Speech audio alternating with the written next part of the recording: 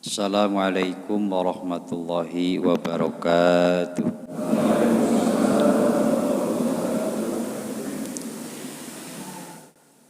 Alhamdulillahilladzi balagona bi syahri Sya'ban wa barakallahu wa ballighna bi syahri Ramadan. Allahumma salli wa sallim wa barik ala sayyidina Muhammadin walada Adnan wa ala alihi wa ashabihi wa man tabi'ahu ila yaumil mizan, amma ba'du. Al-Mukarramun, para bapak jamaah salat subuh yang saya hormati, wabil khusus para asatidz, para hujaj, para kesepuhan, tokoh masyarakat, aparat pemerintah yang hadir, wabil khusus pengurus TKM Masjid Nurul Hasanah. Yang saya hormati, yang mudah-mudahan semuanya senantiasa ditambah-tambah keberkahan oleh Allah Subhanahu wa ta'ala.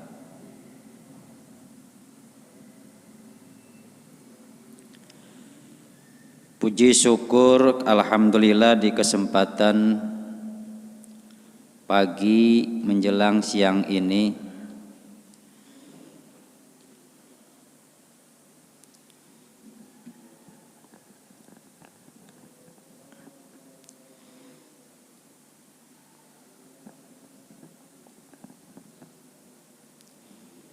sama-sama kita berkumpul dalam rangka menjalankan kewajiban kita, diawali dengan pelaksanaan sholat subuh secara berjamaah,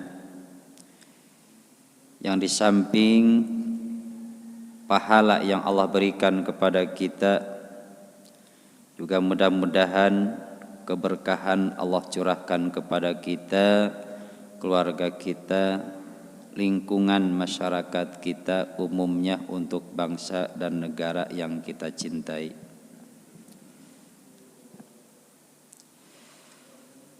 Mudah-mudahan dengan hadirnya kita, segala dosa yang pernah kita perbuat senantiasa Allah ampuni, Allah berikan sakinah mawadah buat keluarga kita, dan juga anak cucu keturunan kita menjadi anak cucu keturunan yang soleh solehah. Yang paling penting, mudah-mudahan Allah catat kita menjadi golongan yang husnul khatimah. Salawat teriring salam semoga senantiasa tercurahkan kepada junjungan kita Habiban al-Karim Muhammad sallallahu alaihi wasallam. Para hadirin kaum muslimin, bapak-bapak yang saya hormati, mengawali perjumpaan di subuh ini dalam kajian kitab fikih, sebagai pegangannya kitab Riyadul Badi'ah. Artinya Riyadul Badi'ah itu taman yang indah. Yang kitab ini sebelum sampai kepada kajian inti daripada fikih, diawali dengan tauhid. Kaitan dengan tauhid tentang keimanan kepada Allah, kepada malaikat, dan yang lain-lainnya, sampai kepada sifat-sifat yang wajib di Allah, mustahil di Allah jaiz, dan juga sifat-sifat yang wajib dan juga mustahil pada Nabi kita Muhammad atau para rasul pada umumnya, yang nantinya baru termasuk para keluarga Nabi yang baru nanti dimulai dengan kajian fikih. Ya. Jadi walaupun ngajinya kitab fikih Riyadhul Badi'ah, apalagi ngajinya 1 bulan sekali, ya boleh, belum mungkin nyampe ke fikihnya tahun depan. Karena ini awalnya itu adalah dikaitin dengan kitab tauhid, awal pertamanya sebagai pembukanya. Ya, maka untuk tabarukan kita mulai saja kitab ini. Bismillahirrahmanirrahim. Bismillahi dengan menyebut asma Allah Ar-Rahmani yang maha pengasih, Ar-Rahimi lagi maha penyayang.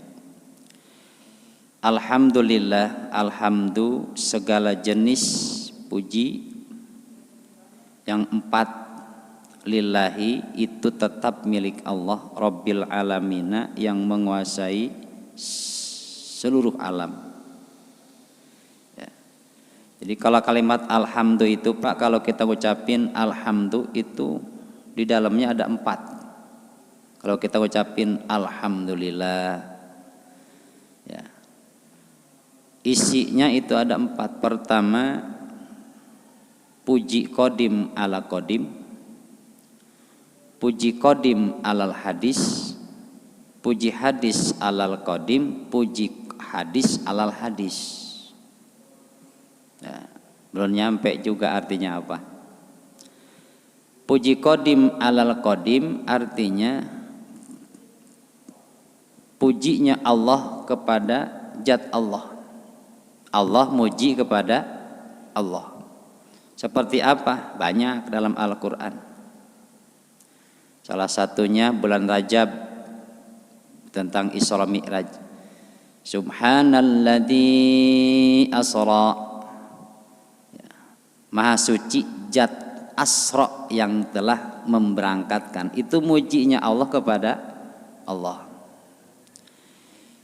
Yang kedua, puji kodim alal hadis, memujinya Allah kepada hamba. Banyak seperti Allah memuji kepada Nabi kita Muhammad sallallahu alaihi wasallam, wa ma arsalnaka illa rahmatan lil alamin. Itu mujinya Allah kepada Nabi kita Muhammad. Wa ma arsalnaka, tidak kami utus engkau Muhammad, illa kecuali rahmatan, bentuk kasih sayang, lil alamin, untuk semua alam. Ya.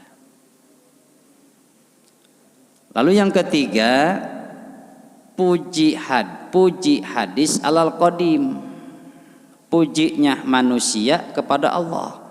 Seperti apa? Banyak dalam doa. Maka disarankan lagi berdoa ngalam dulu sama Allah. Ya Jal Jalali wal Ikram, Allahum, itu kan, ya Hayyu ya Qayyum, ya Rahman ya Rahim, ya Malik. Itu pujinya manusia kepada Allah. Puji hadis alal qadim. Yang terakhir, puji hadis alal hadis, pujinya manusia kepada manusia. Pujinya manusia ke manusia. Seperti kita memuji Nabi kita Muhammad sallallahu alaihi wasallam dengan burdah-burdah. Ya, Muhammadun sayyidun kaunaini wa saqalain wal fariqaini wa min urbi wa min ajami. Itu puji hadis alal hadis. Atau kita sama sesama lah, sama teman, sama anak, sama istri. Aduh mama kok cantik amat. Itu puji hadis alal hadis. Ya. Atau kepada anak, anakku ganteng banget. Itu puji hadis alal hadis. Nah ini yang 4 ini lillah, semuanya adalah milik Allah, nggak ada milik kita. Makanya ketika kita dipuji yang orang lain, buru-buru kembalikan kepada Allah. Alhamdulillah, jangan petatang peteng gua gitu loh. Ya, kacau ini urusan. Begitu dipuji, langsung gua gitu loh. Kalau bukan karena gua, wah, lu pada jadi apa? Itu namanya petantang peteng, tapi harus alhamdulillah. Lillah, siapa Allah itu? Rabbil alamin, yang menguasai alam semesta. Rabb, ya, yang menguasai, ya, semesta alam. Jadi kehidupan kita ini, kita Allah yang menguasai. Apapun kehendaknya, rezeki hari ini Allah yang ngatur, nyawa hari ini Allah yang menentukan. Hari ini Allah yang menentukan, nggak ada. Kita mah cuman la haula wala quwata illa billahil aliyyil adzim. Itu saja udah, pasrahkan semuanya kepada Allah. Kita mah hanya melakukan apa yang Allah perintah. Wassalatu wassalamu ala sayyidina Muhammadin. Salawat, rahmat dan salam kepada Nabi kita Muhammad Sayyidil Mursalin, sebagai pimpinannya para utusan. Tadi nyanyiannya. Jadi Muhammad itu titelnya adalah, Nabi Muhammad itu adalah Sayyidil Mursalin, sayyidnya para rasul. Berapa rasul itu? 313. Ya. Termasuk para nabi di dalamnya. Makanya tadi Muhammadun sayyidun kaunaini wa saqalain. Nah, jadi jabatannya, bahkan dalam Al-Quran surat Al-Ahzab mah apa? Khatamin nabiyyin. Maka Muhammadun aba ahadim mir rijalikum walakin rasulallahi wa khataman nabiyyin, dalam surat Al-Ahzab. Ya. Wa ala alihi wa sahbihi, dan kepada keluarga dan sahabat. Keluarga itu baik dari Bani Muthalib ataupun Bani Hasim, juriyahnya, ya, yang disebut dengan syaripah. Perlu catatan, kalau keturunan keturunan Nabi itu nggak boleh menerima sodako, nggak boleh menerima sodako. Kalau juriyah Nabi, keluarga Nabi, nggak boleh, penghinaan. Apa? Hadiah, bukan sodako. Tapi sekarang ini banyak mengatasnamakan juriyah Nabi, minta ini, itu palsu kan begitu Pak. Nggak ada yang turunan Nabi itu nggak boleh, harusnya dikasih hadiah. Hadiah itu kan penghormatan. Biasanya kalau dikasih hadiah kan penghormatan. Hadiahnya apa? Mobil. Hadiahnya apa? Uang pembinaan. Hadiah penghormatan. Ya. Syaripah itu orang mulia, juriyah Nabi. Ya, sodakoh itu kan, ya, namanya sodakoh. Apalagi kalau lihat dari Al-Quran, innamas sodaqatu lil fuqara'i wal masakin. Apalagi yang 8 asnaf itu, yang maknanya adalah sodakoh di situ sodakoh wajib, zakat. Nah, wasahbihi, dan sahabat Nabi. Sahabat Nabi itu siapa? Orang yang berjumpa dengan Nabi dan mengaku beriman, namanya sahabat.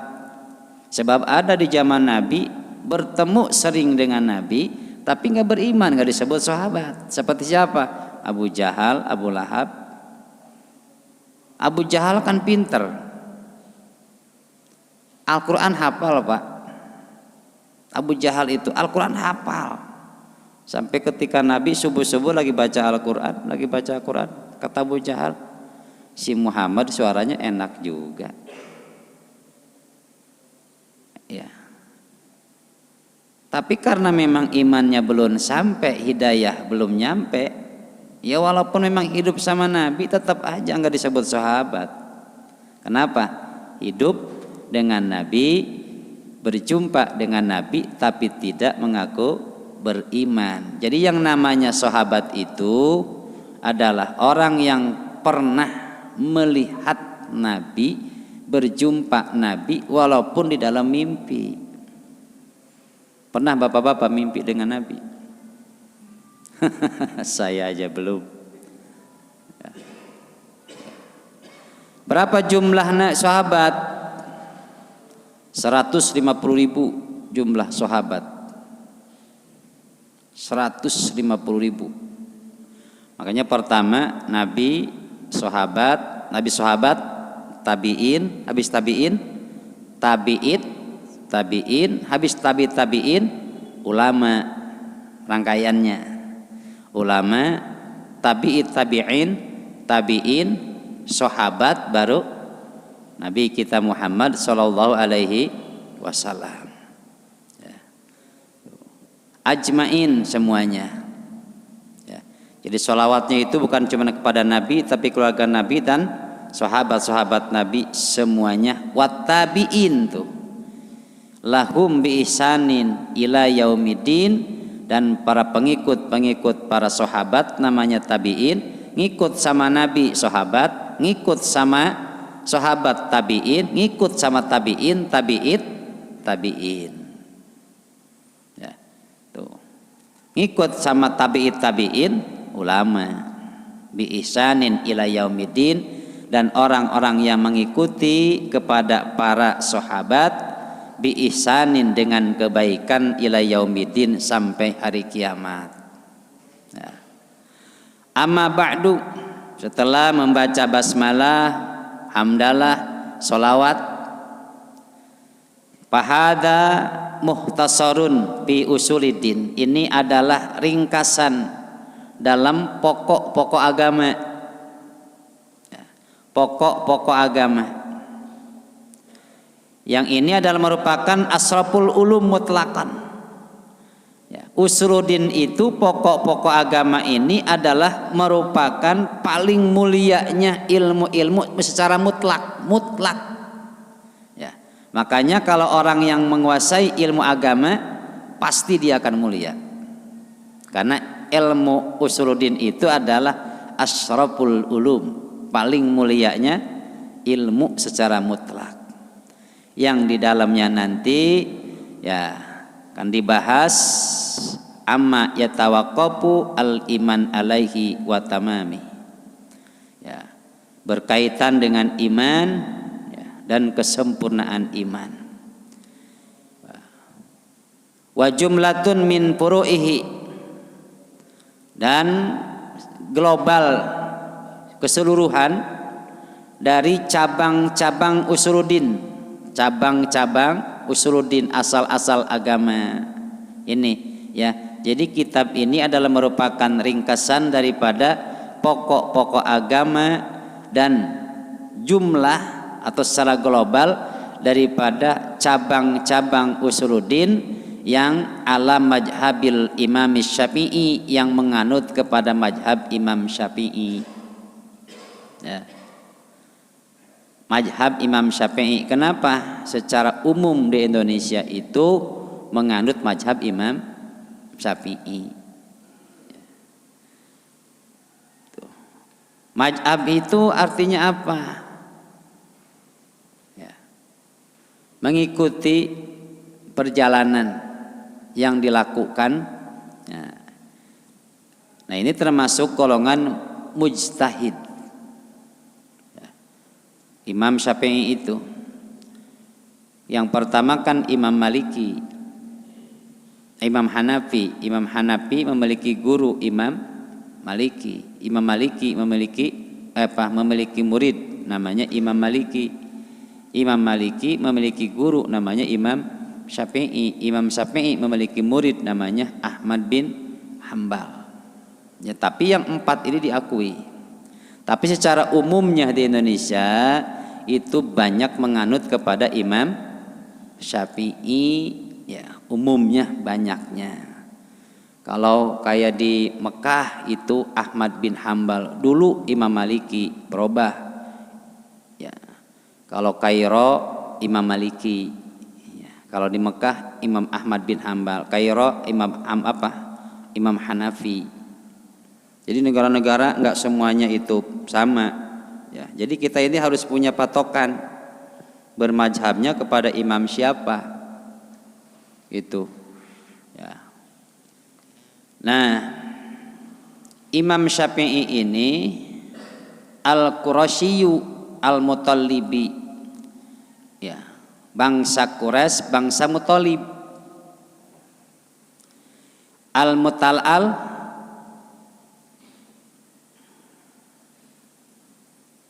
multaki ma'an Nabi, yang memang Imam Syafi'i ini sampai kepada Nabi, jadi masih saudara sama Nabi. Apa namanya? Bijadihi as-salis, di pada kakek yang ketiga. Jadi Imam Syafi'i sama Nabi ini masih ada kaitan saudara pada kakek yang ketiga. Siapa? Abdi Manaf. Jadi ketemunya di Abdi Manaf. Ini kaitan dengan Imam Syafi'i dengan Nabi kita Muhammad sallallahu alaihi wasallam, ya. Muhammad bin Idris, ya, Imam Syafi'i, ya. Muhammad bin Idris, Idris bin Abbas, Abbas bin Utsman, Utsman bin Syafi bin Sa'ib bin Ubaid bin Abdul Yazid bin Hashim bin Abdul Muthalib bin Abdul Manaf. Ketemu tuh, ya, antara Imam Syafi'i dan Nabi kita Muhammad sallallahu alaihi wasallam. Jadi al-jidutasi, kakek yang ke-9, ya, untuk, ya, kakek yang ke-9 ketemunya. Jadi sepupuan batunya. Jangan sampai kita melakukan ibadah ini tanpa bermadzhab. Contoh begini Pak, dalam ini saja, dalam tayamum itu kan berbeda-beda. Kalau Imam Syafi'i tayamum itu mutlak harus menggunakan tanah, harus menggunakan tanah Imam Syafi'i. Atau zakat, kata Imam Syafi'i zakat itu harus menggunakan makanan yang menjadikan makanan pokok daerah tersebut. Kalau tidak demikian tidak sah mazhab Imam Syafi'i. Nah, prakteknya kita ini kan nggak pakai beras, ada yang pakai beras, ada yang pakai duit. Padahal kalimat duit itu ada menggunakan duit, ada yang menggunakan harga beras pada duit-duit juga. Itu, ya kan? Itu. Ini kan orang jarang kadang yang begitu paham Pak. Saya zakat Pak, sekian orang pakai duit. Ya, kalau misalkan kita tidak didasari dengan ilmu, ya, al ilmu bila amal, al amalu bila ilmin, mardudatun la tukbalu. Kalau kita melakukan amal tanpa didasari dengan ilmu, mardudah, ditolak. Ujug-ujug kita datang ke masjid, Pak saya mau zakat, sekian orang keluarga saya serahkan zakatnya. Sebetulnya kalau zakat mah, karena dari rumah juga udah niat Pak, cukup itu zakat saya. Udah, masjid itu cuma nampung doang. Makanya nggak boleh itu beras dijual belikan di masjid, karena cuma nampung doang. Nggak usah kalau ayo saya kagak usah ribet. Udah, masjid mah cuma nyatet doang supaya tahu berapa orang jumlahnya, siapa yang zakat, gitu doang sebetulnya mah. Karena memang pada intinya masyarakat itu nitip ke masjid itu, nitip keluarga saya, nanti bagiin kepada mustahiknya, yaitu fakir miskin dan yang lain-lainnya itu, ya. Karena apa? Niat mah di rumah juga beli beras udah niat, bawa beras dari rumah udah niat, mau kemana, mau ke masjid, mau zakat, udah niat itu, ya. Gitu. Makanya lihat kalau zakat kok kiai ke guru, kiai nyak zakat, taruh situ tuh, beres sudah, agak ribet-ribet. Ya. Tadi situ itu kan ada yang pakai duit, ada yang pakai beras. Duit pun kalimatnya ada dua, pakai duit, pakai harga beras, tapi isinya duit-duit juga. Ya, itu beda. Kalau Imam Syafi'i mah harus pakai beras, makanan pokok. Boleh kita, kalau kita mau zakat pakai duit mahal Pak. Kenapa? Dihitung seharian jajan kita bisa 150.000 seorang zakatnya kalau pakai duit. Ya. Tapi kalau pakai harga beras, nah bukan Imam Syafi'i. Pakai Imam Syafi'i bukan. Ya, kalau Imam Syafi'i mah harus pakai beras. Itu salah satu contohnya. Ya. Jadi enggak semuanya. Nah, jaka apalagi tayamum. Kalau Imam Syafi'i mutlak harus pakai tanah. Imam Ahmad bin Hambal boleh pakai sesuatu yang memang sesuatu itu nempel ke tanah. Nempel ke tanah seperti kita tayamum nempelin tempelin tangan kita ke tembok karena temboknya masih di atas tanah. Imam Hambal. Ada lagi, boleh kita zakat tidak menggunakan tanah asal sesuatu itu memang asalnya adalah tanah, tapi bukan mazhab Imam Syafi'i. Itu Imam Syafi'i. Nah, pertanyaan saya itu kalau misalkan tayamum di pesawat. Kalau tayamum pesawat kan yang pada umroh, pada haji kan tayamum itu. Salat tayamum ke jok. Saya mah nggak pernah, saya mah sudah aja. Kalaupun mau sholat juga memang syaratnya harus suci, harus menggunakan tayamum. Ini bagaimana dengan jok ini? Kemana mazhabnya, jalurnya? Kalau Imam Syafi'i mah harus mutlak harus pakai tanah. Ketika kita ngambil fatwa Imam Syafi'i, nah berarti dari mulai wudunya, pembatalannya menganut kepada mazhab Imam Syafi'i. Ini mah mazhabnya Imam Syafi'i, wudunya Imam Syafi'i. Begitu jalan suami istri kagak batal di Mekah.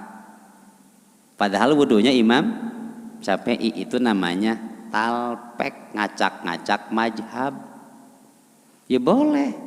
Kata Imam Syafi'i nggak apa-apa. Suami istri itu nggak batal. Tapi kalau Imam Syafi'i mah batal. Ya kalau misalkan mau mengambil nganut Imam Maliki, kalau suami istri tidak batal, berarti wudunya pun mengikuti Imam Maliki. Jangan wudunya Imam Syafi'i, pembatalannya Imam Maliki. Itu namanya talpek, tidak boleh dalam aturan agama. Apalagi namanya lintas mazhab. Ya, saya emang nggak pakai ulama, mau langsung hadis saja. Perlu Bapak ketahui, Imam Bukhari itu muridnya Imam Syafi'i. Imam Bukhari yang hafal jutaan hadis, yang hadisnya memang tidak diragukan lagi oleh Imam Bukhari. Imam Bukhari itu muridnya Imam Syafi'i dan dia itu bermadzhab kepada Imam Syafi'i. Muridnya Imam Syafi'i yang membangga-banggakan, saya tidak menggunakan mazhab, langsung saja kepada Nabi. Ya silahkan kalau memang paham mah. Memang semuanya hadis itu bisa dipahami secara langsung dalam pelaksanaan ibadah sholat. Seperti contoh, shollu kata Nabi, shollu kama ra'aitumuni usolli, sholatlah kamu seperti aku sholat. Emang pernah lihat Nabi sholat kayak gimana?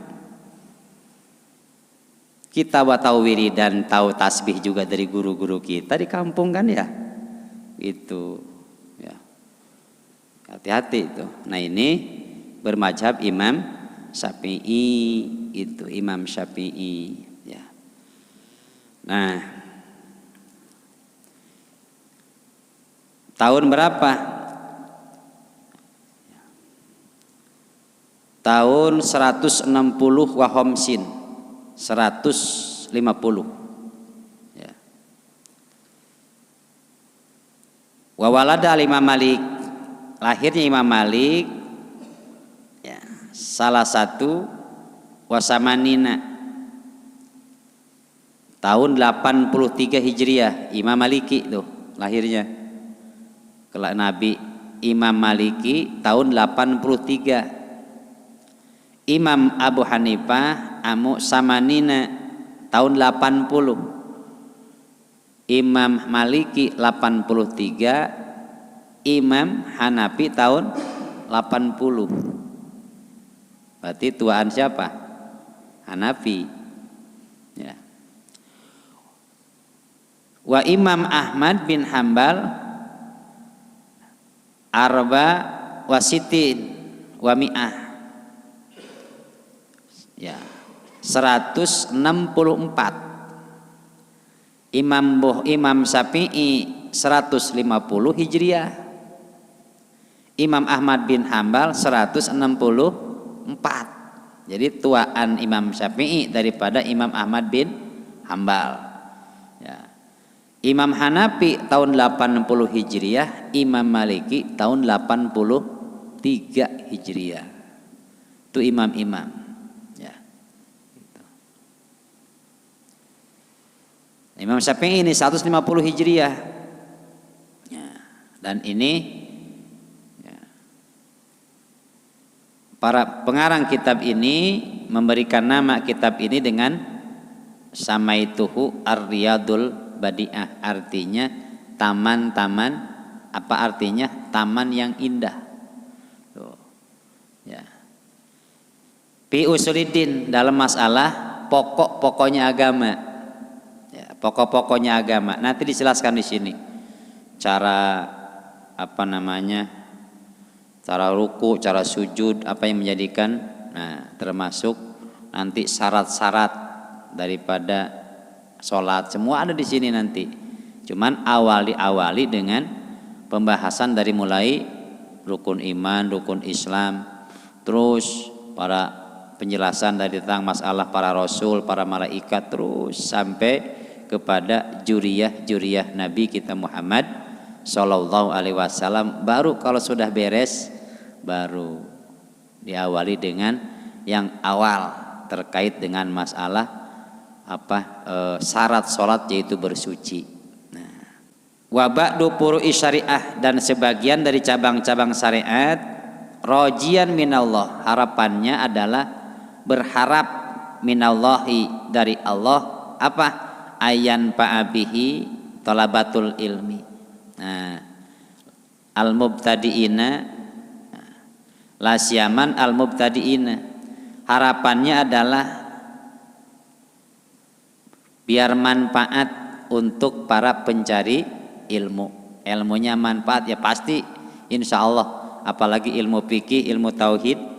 Ya, ini jadi kitabnya ini kitab fikih, tapi lebih fikihnya fikih sedikit tasawuf. Ya. Ada lagi yang tasawufnya kenceng banget, Islam taufik, Pak. Islam taufik mah, dalam Islam taufik mah nggak boleh khutbah diterjemahkan kayak di sini. Kalau dalam kitab Salamu Taufik, ya, Salamu Taufik. Tuh. Ya. Kalau sekali mazhab yang 4 memang kagak ada keterangannya terkait masalah sholat Jumat, khutbah Jumat diterjemahkan. Makanya kalau di kampung-kampung gak usah kaget, di mana-mana ada Jumat, ya sebentar banget, 7 menit khutbah selesai. Kenapa? Hanya menggunakan bahasa Arabnya saja. Ada para ulama, ada seperti contoh Pak, iktidal dan duduk di antara dua sujud, secara umumnya itu hukumnya wajib, ya, secara umum. Tapi kata Imam, seperti Syekh Sibarok Malisi, ya, kalau sholatnya sholat sunat, enggak ada kewajiban adanya iktidal dan duduk di antara dua sujud. Pantesan itu Pak, pernah Bapak lihat enggak di video-video di Jawa ada sholat kayaknya gitu ya, cuma 7 menit 20 berapa menit itu ya. Pantesan itu sholat tarawih, dilihatkan sekali video itu juntai-juntai Pak gitu sujud. Ternyata itu seperti salah satunya fatwa Imam Sibrok Malisi, adanya iktidal dan duduk di antara dua sujud itu cuman dalam sholat wajib menurut Syekh Sibrok Malisi.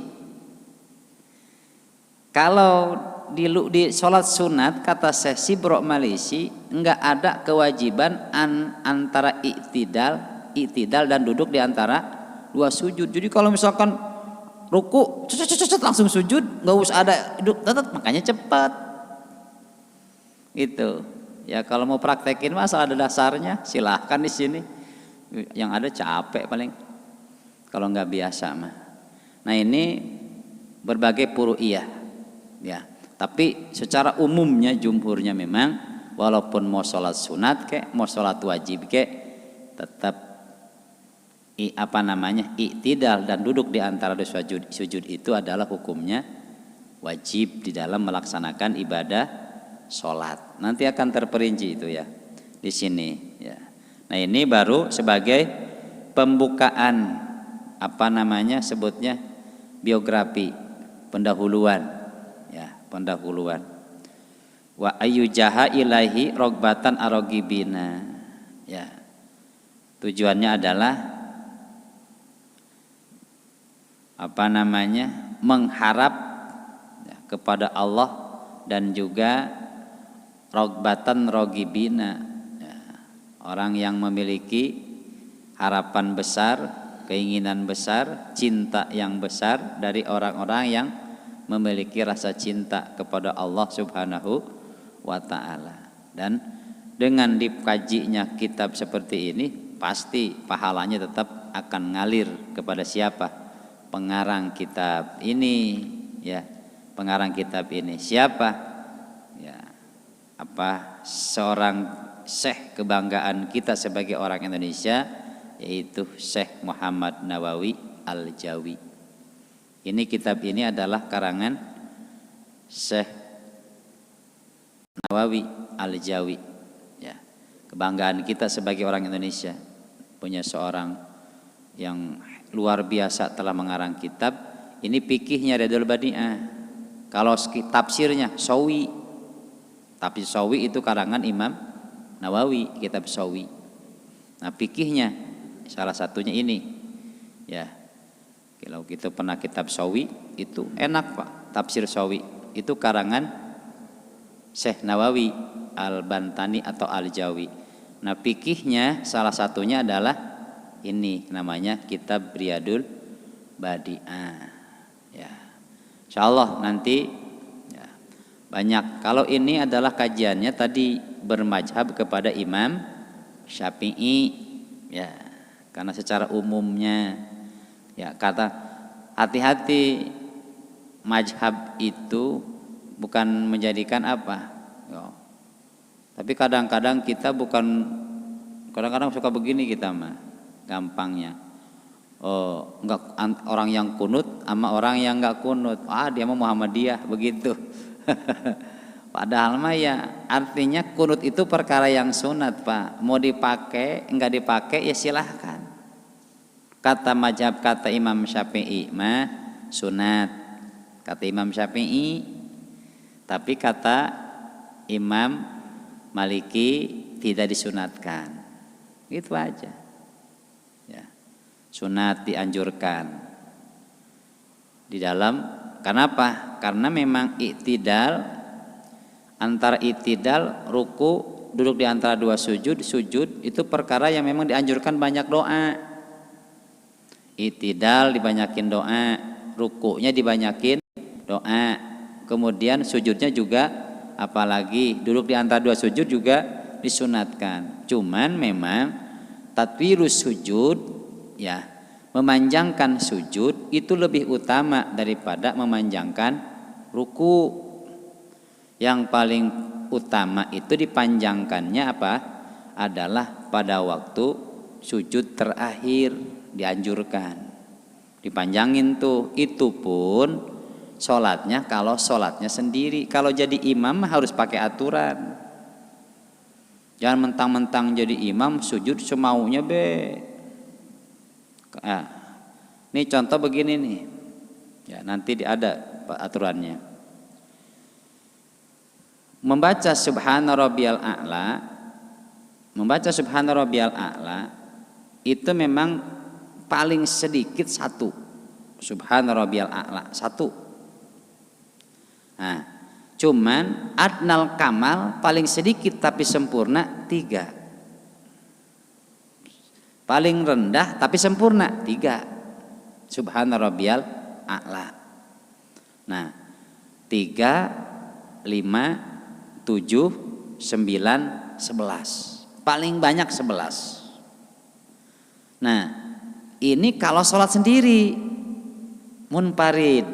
Tapi kalau misalkan jadi imam, ya kalau sampai 3 nggak masalah Pak, nggak nanya. Saya misalkan nih, Subhana rabbiyal a'la wa bihamdi, Subhana rabbiyal a'la wa bihamdi, Subhana rabbiyal a'la wa bihamdi. Enggak nanya kepada makmum, enggak masalah. Enggak nanya sama makmum. Ridho kagak ridho, ukuran 3 nih, enggak masalah. Tapi kalau lebih daripada 3 si imam harus nanya apa sama makmum. Bapak-bapak, saya mau baca tasbihnya 7 kira-kira ridho enggak? Kata makmum, kagak, gue buru-buru sholat. Kagak bisa tuh,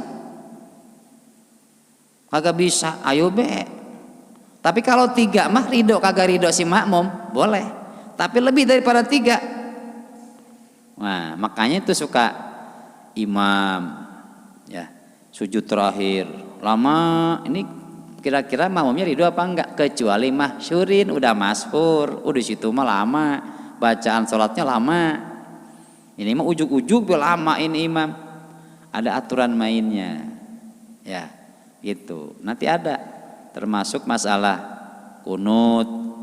Walaupun kita jangan terlalu sebutnya apa sih namanya ya? Sebut fanatik atau apa ya? Mangkreng lah gitu. Ya. Bahasanya saya tidak mengikuti ulama. Lagi dia sendiri berguru. Kan aneh, ya kan? Lah dia bisa baca tentang masalah hadis, cara-cara sholat yang dilakukan oleh beliau. Kalau bukan dari guru, dari mana? Ayo, seperti kita sekarang kan ngaji, kan namanya, maaf, secara walaupun memang begitu kan, namanya berarti secara sombongnya kan saya gurunya, kan begitu. Lah kan mereka juga sama, ya kan? Lah kenapa dia kagak percaya sama ulama? Kan aneh kalau begitu. Saya mau ke Nabi aja langsung. Gitu semuanya mengatakan bid'ah. Hati-hati ya. Bid'ah itu patokan umumnya adalah kalau memang secara bahasanya yang namanya bid'ah itu Pak, yang tidak ada dari Nabi. Tapi menurut itunya apa bahasa yang secara istilahnya mah pokoknya yang namanya bid'ah itu ya yang memang tidak ada dasar, tidak diperbolehkan menurut agama ya. Walaupun memang seperti contoh nanti ada di sini nih, maaf, Imam Syafi'i dengan Anas bin Malik kan sama-sama sahabat ya. Siti Aisyah istrinya Nabi dengan Anas bin Malik. Itu satu zaman Pak. Nabi ada. Imam setelah ruku setelah bacaan setelah lagi ruku bacaan subhana rabbiyal azim, subhana rabbiyal adimi wa bihamdi 3 kali. Nah, itu bacaannya Imam Anas dengan Siti Aisyah itu berbeda Pak. Berbeda. Nantilah di sini ada nanti penjelasannya. Kalau Imam Anas mah ini ya kalau saja sekarang nggak rame ntar. Jadi supaya jadi penasaran ngajinya biar awet. Ntar kalau kasih tahu udah tahu saya. Nah, nanti nggak ngaji lagi. Ya. Itu berbeda Pak, padahal Nabi masih ada. Dua-duanya dibenarkan oleh Nabi. Takriri namanya. Ya.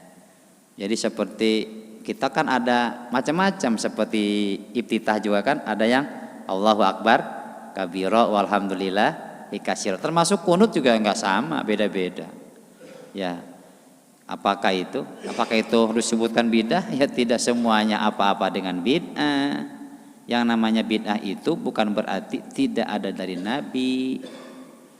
Tapi selama memang ada ulama yang memperbolehkan berarti itu enggak bid'ah. Itu ya. Nah, ini sebagai pembuka, Pak. Ya.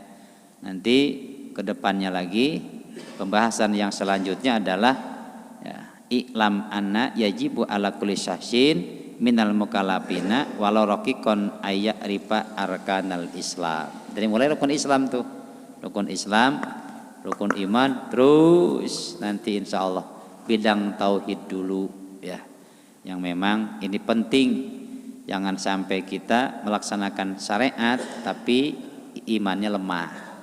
Jadi kunci itu ya, kita melaksanakan sholat di samping memang kita melakukan rukun-rukun dan syarat-syarat sholat ataupun yang lainnya, puasa dan yang lainnya, tapi juga harus didasari dengan keimanan kepada Allah Subhanahu wa ta'ala. Jadi sekarang belum, kalau nggak ada pertanyaan Karimah, namanya juga muqaddimah baru pembukaan ya itu. Jadi nggak ada sesi pertanyaan karena baru muqaddimah sebagai tabarukan. Mudah-mudahan kita dengan mengkaji seperti ini Allah mencurahkan keberkahan kepada kita semuanya dan kepada anak cucu keturunan kita semuanya. Astaghfirullah Rabbal baraya. Astaghfirullah minal khataya. Astaghfirullah Rabbal baraya. Astaghfirullah minal khataya. Rabbana ighfir lana wa liwalidina. Rabbana ighfir lana wa liwalidina. Rabbana ighfir lana wa liwalidina. Rabbana ighfir lana wa liwalidina. Udah bisa lagunya? Belum? Belum? Nih gini lagunya, dengerin dulu ya lagunya. Biar kompak, biar sama, enak jadinya. Rabbana ighfir lana wa liwalidina.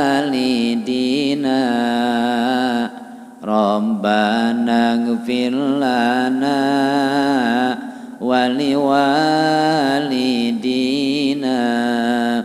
Rabbana ighfir lana wa liwalidina. Rabbana ighfir lana wa liwalidina. Astaghfirullah Rabbal baraya.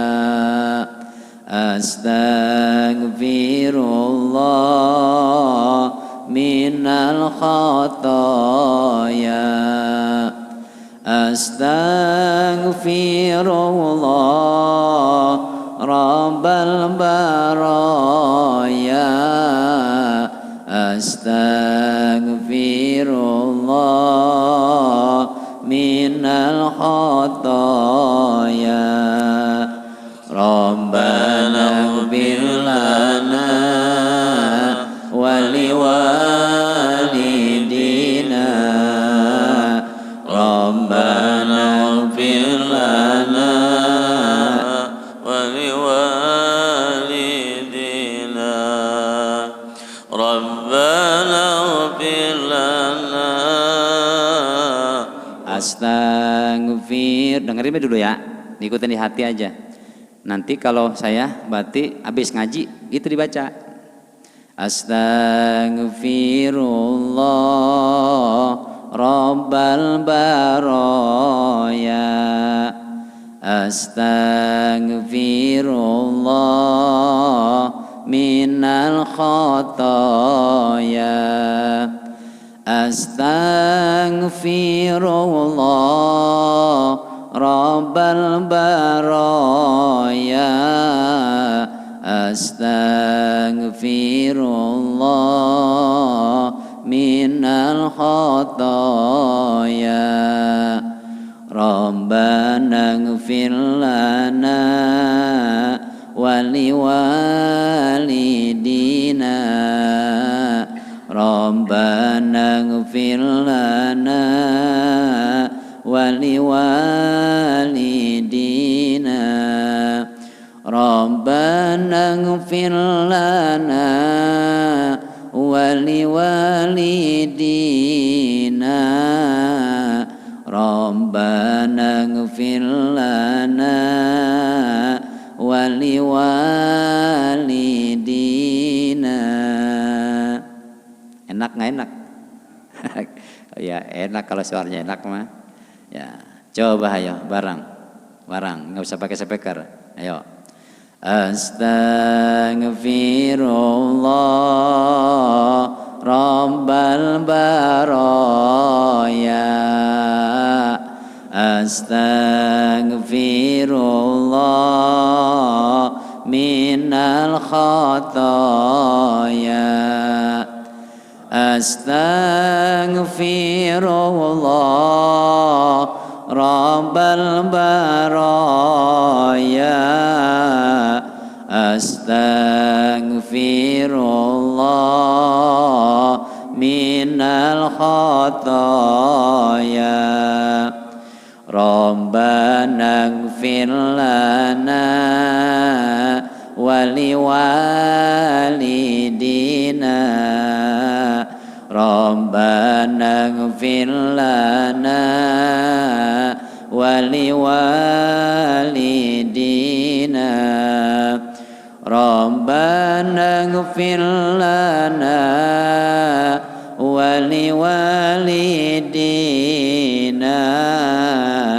rabbana ighfir lana wali walidina.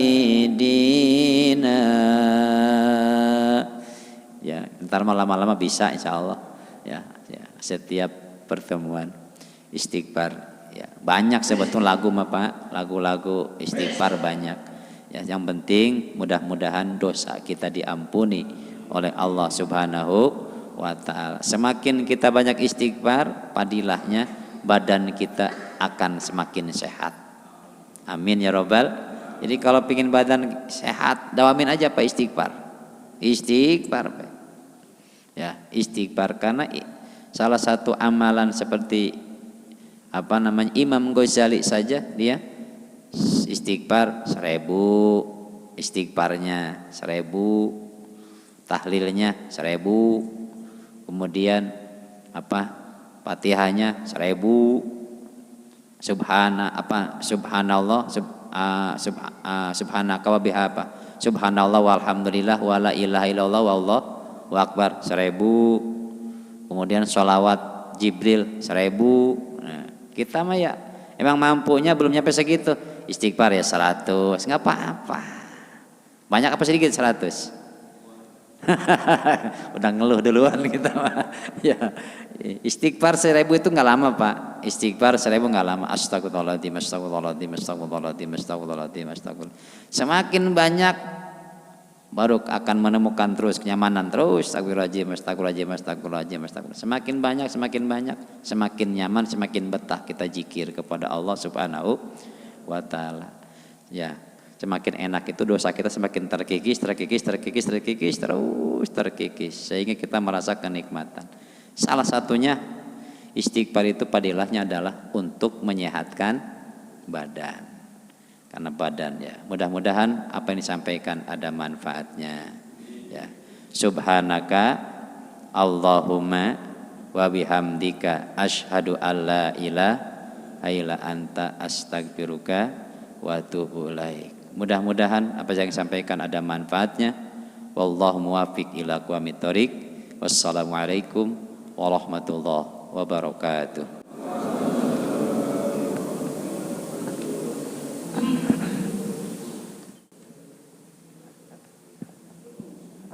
Sallallahu ala Muhammad, sallallahu